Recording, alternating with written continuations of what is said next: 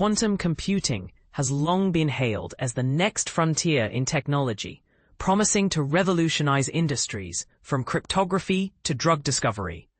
But here's the catch. Despite its immense potential, practical implementation has been a stubborn hurdle, with challenges like qubit stability and the looming threat of quantum decryption keeping it largely in the realm of theory.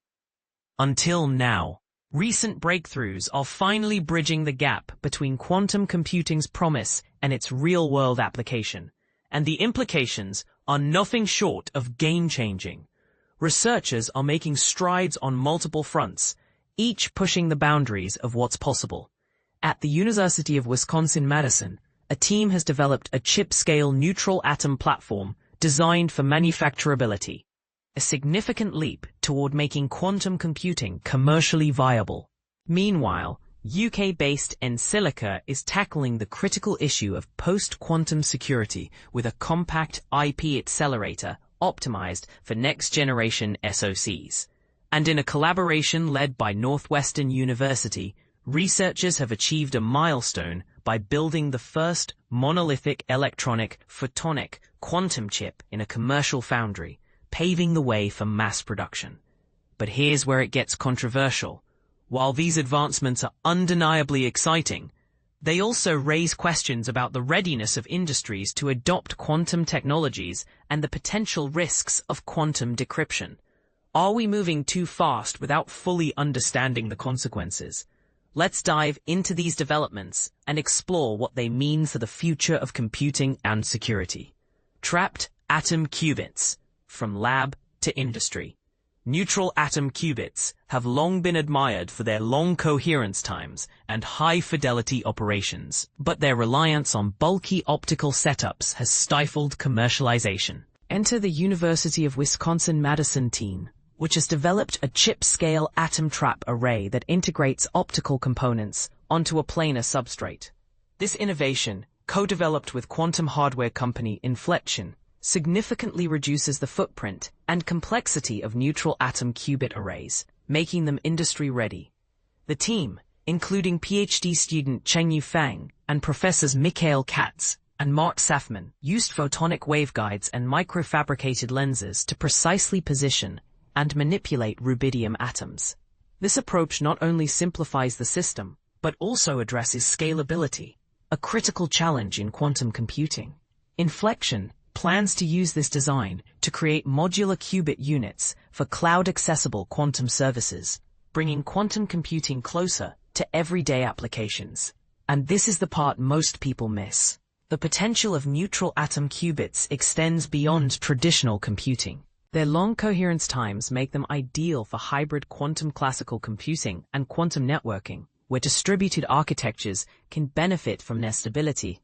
The next steps involve coupling multiple atom arrays to create multi-qubit registers and refining the photonic addressing system to improve gate fidelities at scale.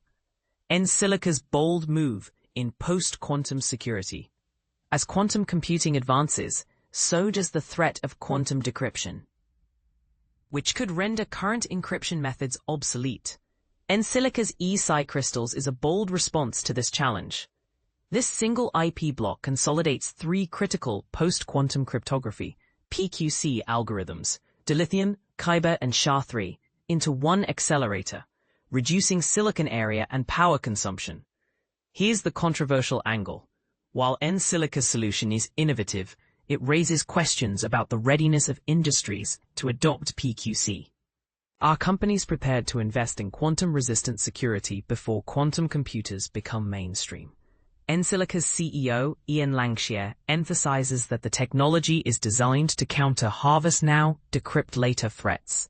But will this be enough to convince industries to act now?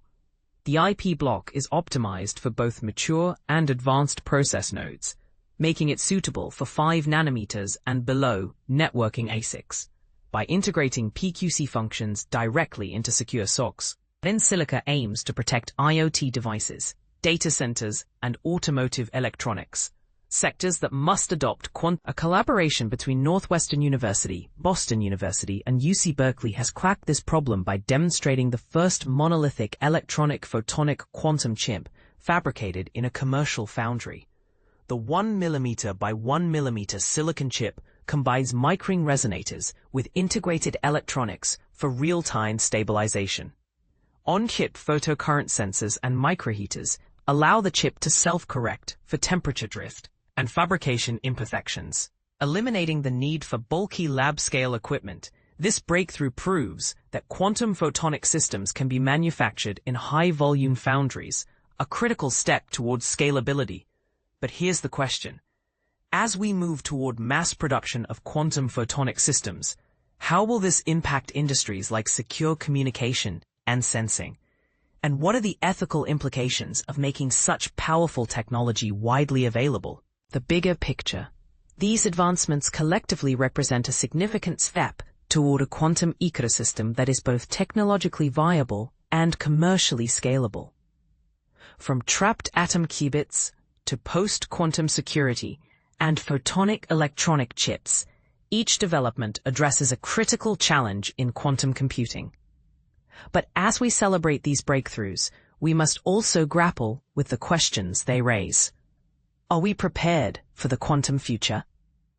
And what responsibilities come with wielding such transformative technology? What's your take? Do these advancements excite you, or do they make you cautious? Share your thoughts in the comments. Let's spark a conversation about the future of quantum computing and its implications for our world.